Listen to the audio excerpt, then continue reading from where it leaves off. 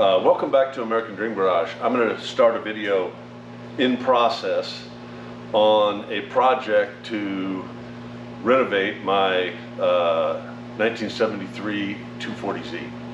So the car has always had issues with vacuum leaks. It was an air conditioning car, and it had the smog equipment removed, and it left a lot of open issues, which I still don't know that I know all the answers to. But it sat for a long time, and then when the last time I tried to move it, I had no fuel. No fuel at the intakes, at the carburetors, so I assumed fuel pumps, so replaced the mechanical, learned that there was an electrical, replaced the electrical, still not getting anything, pulled the tank, cleaned the tank. I think I had an outlet that was clogged. A lot of the hoses were garbage on the tank. They all needed to be replaced. The car didn't roll because the rear brakes were frozen. So up until this point, got the fuel pumps replaced, most of the back end fuel lines replaced, tank cleaned, new rear drum brakes completely rebuilt. The front discs were fine. And then with the fuel pump in, the electric fuel pump in, I had fuel pressure to the fuel filter and then all the way over to the carburetors, and nothing. Put starter fluid in it and it fired up, so it meant that no gas was getting beyond the inlet to the carburetor. So I opened those carburetors up and they were a total mess.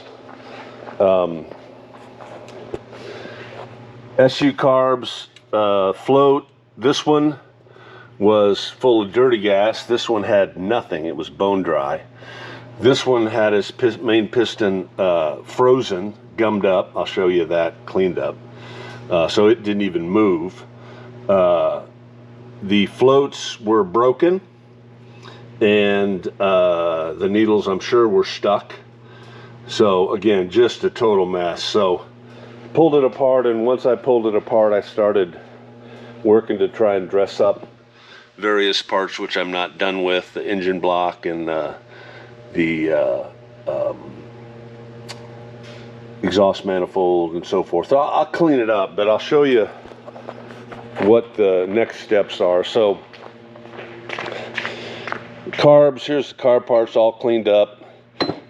These, I think they're called pistons. Somebody will probably scream when I say that, but they were all gummed up. I had to almost pry the right one out. So they're cleaned up. Again, the floats are here. So relative to the new parts, I'm going to clean up the intake. It was pretty dirty. I've got new stickers for it and paint, which I ordered. It's funny, it says Chrysler, but it came from Z Car Depot. I pulled the oil pan. The oil was sludgy. Anyway, so I got that all cleaned up, sandblasted, and powder coated. The valve cover cleaned up.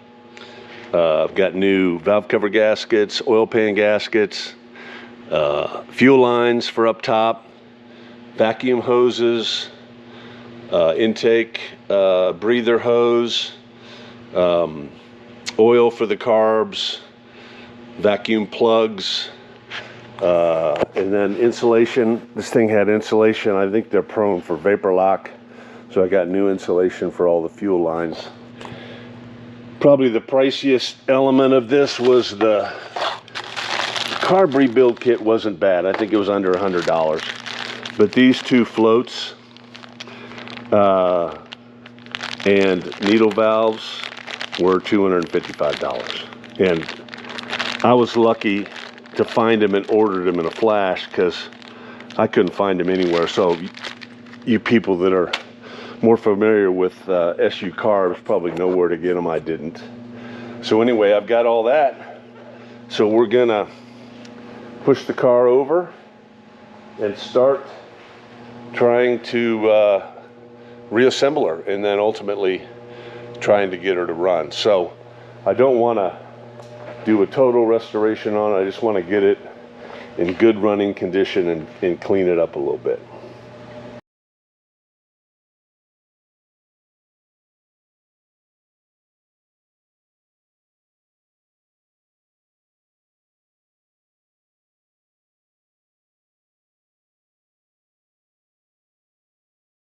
Okay, welcome back. You notice the car is not on the lift anymore. I'll look at my pile of parts that I had, and all we have left is a valve cover gasket. I don't know how I ordered two. It seems like I do that quite a bit. I don't notice the extras in my shopping cart, but we got it back together. We'll cruise around. I don't have the car all cleaned up, but got the engine back together. Whoever did the removal of the pollution control had left several vacuum leaks. Now I'll kind of scan through here, and if anybody sees something that is awry from a connection perspective, but there were multiple vacuum leaks that were unsealed on this. Then there was, in the back of the air cleaner, there were multiple openings from that removal of the pollution control, that, like this one for example, that were left open. So that was pulling air directly into the engine past the air filter, which is not going to be good. And then replaced all the fuel lines, and then pulled off the old insulation, put new insulation on it, cleaned it up, cleaned up the block, replaced the valve cover gasket, replaced the oil pan gasket, changed the oil, changed the filter, flushed the radiator, changed the coolant, and so we're okay. So we'll fire it up. It's not warm. I mean, it is warm, but it's been sitting for about an hour, and I don't have it completely tuned up yet.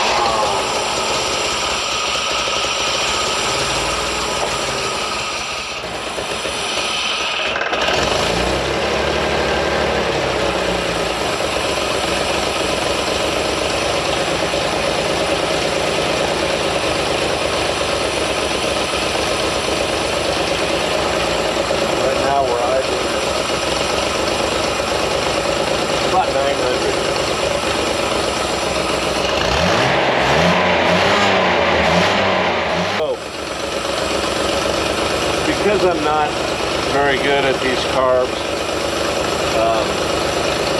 I may take it to someone and have them do the finishing touches on it, because I want it to be running right. I mean, there's a few things that are not right with this car. The one thing is the fan blade has been removed and an electric fan has been put in, which seems to work well. It's thermostatically controlled.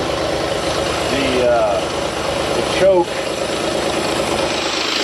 adjustment on one of the carbs is non-functional. I think these carbs were replaced, so this one works, but they are balanced. So there's a few things that aren't quite right with this car still. So anyway, I will do an episode of What's My Car Worth. I was recently at Kissimmee, Florida, and saw probably 4 or 5 early Z's across the block. So we'll show that one here coming up quick. Thanks.